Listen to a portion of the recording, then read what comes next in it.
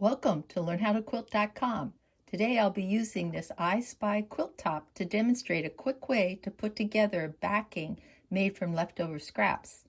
I find this the easiest way to piece the back using what I call eyeball measurements, which is estimating fabric cutting sizes by folding and overlapping pieces. You can quickly piece these together using straight line sewing. Before you know it, you'll have backing for your quilt without spending any money for new fabric. First, lay out your quilt top. Don't worry about pressing for now. You can do that later. Gather your scraps. Since this is an I Spy quilt, I'm looking for more I Spy fabric. Begin by laying your scraps out over the top of the quilt. If possible, start with the piece that goes all the way across the quilt with a few extra inches left over on either side. Add other pieces to your back. I usually fold the fabric to get an idea of the size that I want. When you find the layout that you like, take a photo. Try different arrangements and then decide on a favorite. Think about the sew order. Fabric sections are laid out in rows. You can quickly piece these together using straight line sewing. For example, first I would sew together the vertical lines marked in red in order to get 3 rows. Then I would sew these 3 rows together. Remember, the more scraps of fabric you have on the back, the more you'll have to cut and sew. You'll need to refer to your photo for fabric placement. It's best to press before cutting, but this fabric wasn't that wrinkled, and with larger pieces, you don't have to worry so much about accuracy.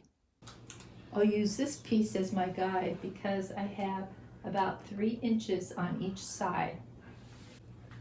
I want to leave a few extra inches here, so I'll cut here. To get a straight edge, I'll take this over to my rotary mat and cut. I cut the chili peppers into a rectangle and then use that as a guide to cut the other piece, making sure to add extra on the end to account for seam allowances. When laying these pieces out, I make sure to overlap the bottom piece to account for seam allowances. Sometimes after cutting sections, I decide to change my plan. Instead of this layout, I wanted a larger alphabet piece. So I cut out the ABC fabric to the larger size and then added 3 smaller pieces. I cut the rainbow worms first because it was the smallest piece. This piece already had a section cut out, so I decided to continue the cut so as not to waste fabric. I'll use the worm fabric as a guide to cut the other 2 pieces. I decided to cut the light blue fabric smaller in height because I noticed I didn't need such a large piece, and then I used the nursery rhyme piece to cut the tractor piece. Just like when making a quilt top, you'll want to sew the smaller sections together first with an emphasis on straight line stitching. And so I'll start by putting right sides together in the center and right sides together at the top corner. After sewing, I always make sure to press. Next, I'll sew the worms to the nursery rhyme piece, and I'll sew this strip to the bottom piece. I've sewn the bottom sections together and the top side sections together. Before I sew the alphabet fabric to the 3 pieces, I need to cut off its selvage as seen in the middle of the quilt. It's okay to keep the selvage on the outside edges, but not in the center. So let me cut that off and take this to the sewing machine.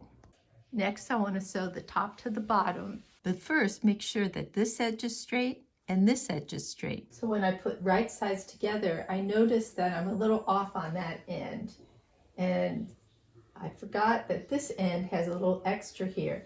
So let me move this back. I want to make sure that this is going to cover the quilt. So move that back a little. I'll bring this over. That looks good. And here's my completed back. You can see that I have extra space all the way around to help when I'm sandwiching my quilt top. If I'm using my machine, this extra fabric is fine. But if you're sending your quilt out to be professionally quilted, you'll need to check ahead of time to see how many extra inches you need for the backing. And here's my completed quilt with the I Spy backing to match the scrappy spools on the front. If you're interested in making a spool quilt, You can find a free tutorial at learnhowtoquilt.com under quilting classes. Thanks for visiting learnhowtoquilt.com. Please share our videos with your friends.